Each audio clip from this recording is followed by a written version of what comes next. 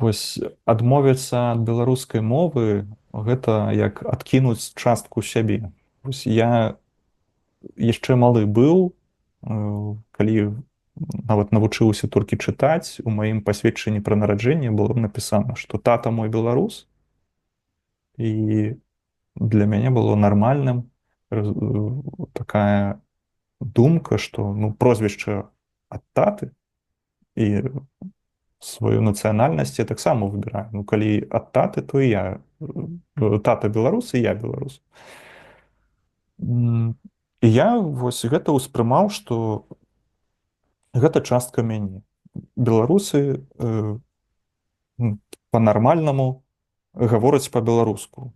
Прынамсі, любяць беларускую мову. І як я магу вось ужо ў працэсе, па-першае, калі штосьці ідзе складана,